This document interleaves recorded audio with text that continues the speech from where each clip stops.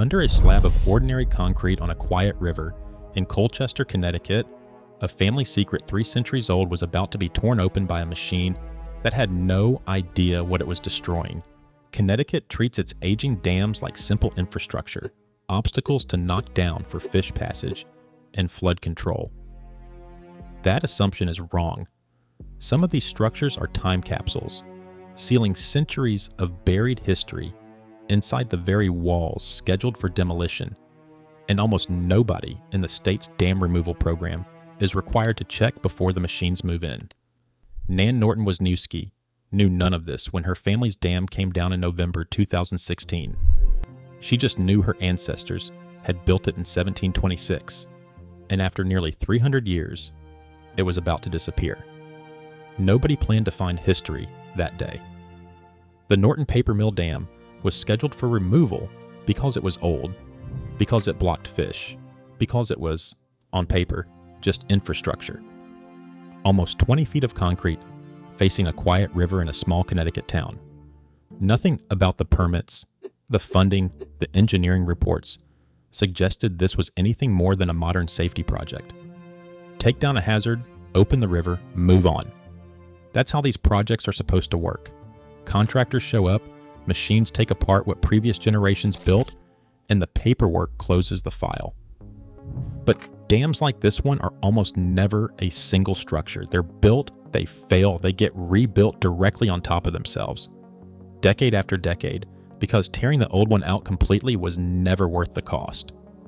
And in a state with Connecticut's history, that habit of building over the past instead of clearing it away turns out to be everywhere. State officials estimate Connecticut has roughly 4,800 dams. Based on data from the U.S. Army Corps of Engineers, that's believed to be the highest number of dams per 100 river miles of any state in the country. Most were built for grist mills, sawmills, and textile factories that no longer exist.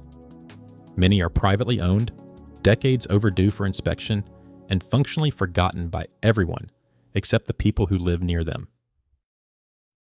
This isn't a new danger. In June of 1982, catastrophic flooding across the state caused 17 Connecticut dams to fail outright and damaged 31 more, with losses estimated near $70 million. That disaster is part of why the state now tracks hazard classifications at all. And today, DEEP considers hundreds of Connecticut's dams to fall into the 2 most dangerous categories, with dozens rated in outright poor condition, which means the machinery tearing into the Jeremy River that November wasn't just clearing an obstacle, it was diffusing something the state had quietly worried about for years. Nobody expected it to also open a door into the 18th century. To understand why that door was even there, you have to go back to 1726. That's the year the first dam went up on this stretch of the Jeremy River, raised by a family that would stay tied to this land for nearly 300 years. A 1930s newspaper account describes the site as one of the oldest continuously held water rights in the state, passed down through direct inheritance rather than sale.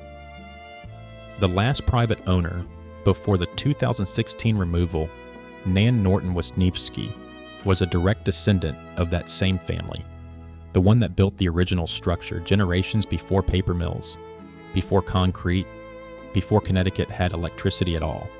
Grist mill, sawmill.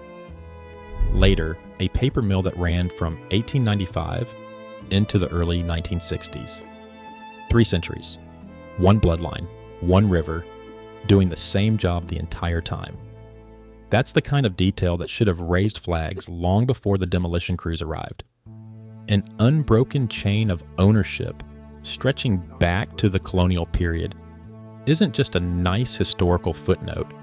It's a sign that whatever gets built on a site like this rarely gets cleared away. It gets buried, layered, reused. Colonial settlers picked these spots for a reason. A narrow channel, a natural drop in elevation, water that ran fast enough to turn a wheel year-round.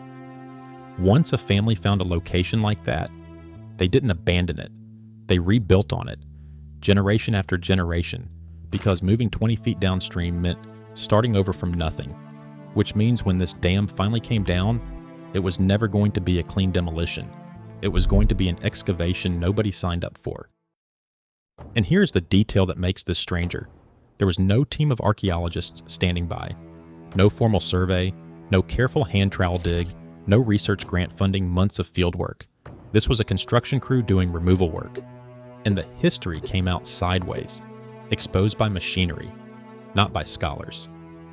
The concrete face from the 1930s was torn down first, revealing a stone masonry dam underneath, dating to the 1870s.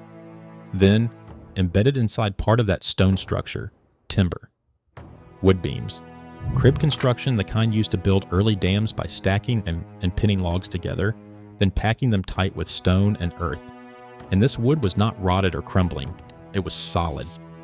Upstream, crews also identified the remnants of the original 1726 structure, the very first dam ever placed on this river, still partially in place, nearly 300 years later. That should sound impossible. Wood submerged for close to 200 years, exposed to water, pressure, and time, and it held together. But the explanation is not supernatural. It is chemistry. Wood decays because of oxygen-loving organisms and fungi that need air to break it down. Bury that wood underwater, cut off its oxygen completely, and you stop the clock. The river did not destroy this timber. It preserved it. Sealed inside an airless vault nobody had to build on purpose. Which raises the real question. If a routine dam removal in one small Connecticut town accidentally uncovered a nearly 300-year-old structure, hiding in plain sight, undocumented until the day it was torn apart, what is sitting underneath the rest of the state's dams? Because Colchester's case isn't an outlier, it's a pattern. About 40 miles north, on the Scantic River in Enfield, the Springborn Dam told almost the same story. Built by Shaker craftsmen in 1840, later expanded around 1901 to serve a wool recycling operation, damaged in the same 1955 flooding that battered dams across the state, then rebuilt and eventually transferred into public ownership. When it was finally removed in 2017, engineers described a run-of-river structure built with a timber crib laid over stone masonry, the exact layered construction found at Norton Mill on a different river, built by different hands decades apart. 2 dams, 2 rivers, the same buried architecture of colonial and early industrial engineering, waiting under concrete nobody thought to question. And the Scantic corridor itself has a darker footnote worth knowing. Not far downstream sat the Hazard Powder Company, once one of the largest gunpowder manufacturers in the country. Its canals, floodgates, and foundations still scattered through what is now Scantic River State Park. This river did not just turn millstones. It quietly supplied a nation's wars, and most of what is left of that operation still sits half-buried, unexcavated, waiting the same way Norton Mill's timber waited. And the risk of leaving that question unanswered isn't hypothetical. In January of 2024, Fitchville Pond Dam, a 19th century structure originally built to serve a textile mill in Basra, partially failed during a storm. Hundreds of people had to evacuate. Thousands lost power when utility crews cut a nearby substation offline to avoid worse damage. The dam had gone largely unmaintained for years under private ownership. Nobody had studied what was layered inside it. It simply failed in real time in front of the public, proof that these structures aren't quietly waiting to be studied on someone's schedule. They're aging, and some of them are failing before anyone gets the chance to look at what they're actually made of. That failure changed the conversation. Suddenly, officials weren't just asking which dams were dangerous. They were asking a harder question. What gets lost and what gets destroyed without record? Every time one of these comes down without anyone checking what is inside first. Which brings the story to a very different site, 60 miles northwest on the Farmington River. The Lower Collinsville Dam, built in stages by the Collins Company, once one of the country's most important edge tool manufacturers, the namesake of the village of Collinsville itself. Unlike Norton Mill, this one didn't get torn down first and studied after. Connecticut's own Historic Preservation Office stepped in before demolition and ruled the dam nationally significant, eligible for the National Register of Historic Places. That ruling triggered a federal requirement most people have never heard of. Before a structure like this can be removed, it has to be documented at the highest level the National Park Service uses for historic engineering, measured drawings precise enough to rebuild the structure on paper, a full written history compiled by a research historian, large format black and white photography, archived permanently through the Library of Congress so the record survives even after the concrete and stone are gone. The state staff archaeologist argued the site deserved that level of scrutiny. Historic preservation officials pushed back against simply letting the dam disappear the way Norton Mills had, by accident, mid-demolition, with no one there to record it properly. It's a genuine, ongoing negotiation between two agencies that both believe they're doing the responsible thing. One racing to reopen 18 miles of river habitat for migrating fish. The other racing to make sure that whatever gets destroyed in the process isn't simply erased. Notably, the state ultimately decided a full archaeological excavation of the site wasn't warranted, a compromise that satisfies neither side completely. The dam gets its paper trail. It doesn't get a shovel. Think about what that difference means. One dam gets torn apart with no formal record, and history falls out by accident, discovered by a demolition crew instead of a researcher. Another gets a legal mandate forcing the state to document it in exhaustive detail before a single piece comes down. The history buried inside them isn't what separates these two cases. What separates them is whether anyone fought to look before it was gone. And that's the real reversal here. This was never just a demolition story. It became an accidental excavation, evidence that the systems meant to catalog Connecticut's past are only catching a fraction of what's actually buried inside its infrastructure. Some historians believe there's a method that could go even further than what's already been found at sites like this. Dendrochronology, the science of dating wood by counting and matching its growth rings against known climate records. Done correctly, in the right lab, it can identify not just the decade a tree was cut, but the exact year, sometimes even the season. Researchers using this technique on historic New England timber have narrowed felling dates to within 6 months. That kind of testing hasn't been formally done on the Norton Mill timber, which means the most exact date this dam could offer may still be sitting there, unexamined, in a state park built where the structure used to stand. The pattern doesn't stop at Norton Mill or Springborn. Not far away, on that same Farmington River system, a low dam known as Winchell Smith came down in the fall of 2025, exposing the base of a Colonial-era gristmill site tied to the Cowles family, dating to the late 1700s. A working mill that later passed into the hands of a playwright and, briefly, into a silent film shot on its banks. Promotional material connected to that removal claimed the mill dated back to the early 1600s, calling it possibly the first grist mill ever built on the river. That claim doesn't hold up. English colonists didn't even settle Farmington until 1640, and the documented mill traces to the Cowles family roughly a century and a half later. It's a small correction, but it matters because it shows how easily a genuinely old, genuinely significant site can get exaggerated into something it isn't, when the real story was already remarkable enough on its own. Further downstream, the Spoonville Dam had already come out in 2012.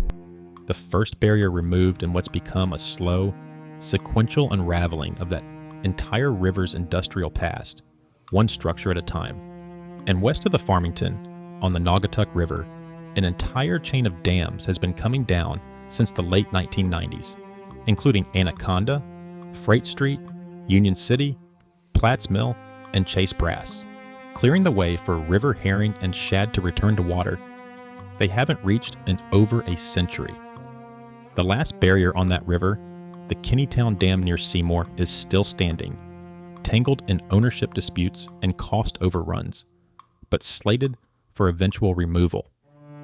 That stretch of river was Paugussett territory long before any mill was built on it, and Connecticut's environmental review process now requires consultation with tribal representatives before major river work moves forward, a quiet acknowledgement that these waterways carry history far older than any dam, colonial or otherwise.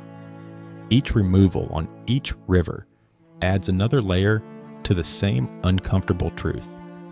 Connecticut's rivers are lined with buried infrastructure, and dam removal, a program built for fish and flood safety, has quietly become the only process regularly uncovering it. There's a second reversal buried in all of this, and it's the one that should unsettle you the most. For decades, the story around these old colonial and early industrial dams was that they were the danger, outdated, crumbling, unsafe, the reason rivers needed to be reopened in the first place. But at Norton Mill, the oldest material, the 18th century timber, was the part still holding its shape. It was the modern concrete cap, poured on top in the 1930s, that had become the real hazard, the layer engineers flagged for removal to begin with. The primitive structure survived. The modern one failed first. That single fact complicates the entire narrative Connecticut has been telling about its own dams. It's not simply old equals dangerous, new equals safe. Sometimes the opposite is true. And if that's true at Norton Mill and Springborn both, there's no reason to assume it isn't true somewhere else in the state's inventory of nearly 5,000 structures, most of which have never been opened up and examined layer by layer. This tension isn't just local anymore. It's happening across New England and across the country at a scale that keeps accelerating. American Rivers reported that in 2025 alone, the United States removed 100 dams, reconnecting close to 4,900 miles of river, the most in a single year on record, part of a broader push toward a goal of removing 30,000 dams nationwide by 2050. That's an enormous, fast-moving movement driven by real ecological need, fish passage for shad and river herring, flood risk reduction, aging infrastructure nobody wants to maintain anymore. Ecology was cited as the leading reason in the majority of last year's projects, followed by structures simply falling apart and outright safety concerns close behind. But every one of those 100 removals was also, potentially, an unrecorded archaeological event. Most of them didn't get the scrutiny Lower Collinsville received. Most of them didn't have a state preservation office stepping in first. In Durham, New Hampshire, the removal of the historic Mill Pond Dam only went forward after years of public argument, more than 1,000 residents signing petitions to preserve it before the town council finally voted 7-2 to let the river run free. The first time in roughly 400 years, the Oyster River has flowed unobstructed at that site. Even then, the town chose to preserve a portion of the old dam for public interpretation, rather than erase it completely.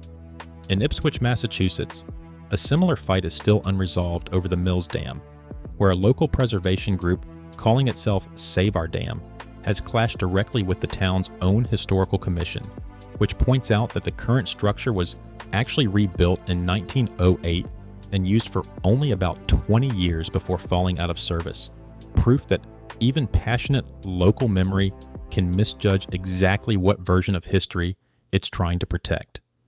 Neither side in these fights is wrong.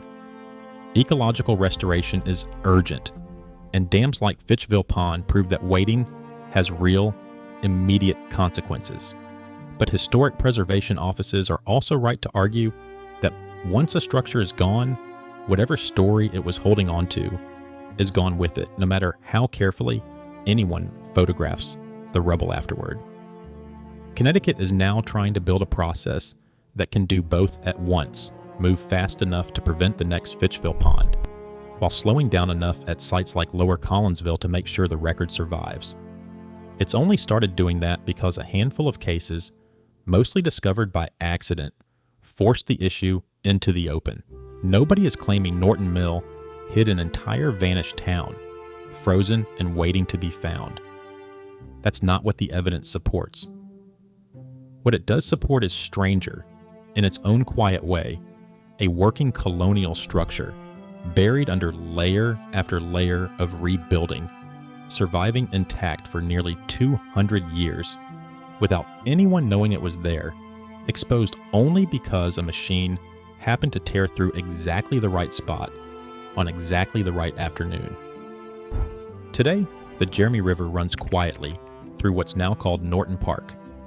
The dam is gone. The water moves freely for the first time in 3 centuries.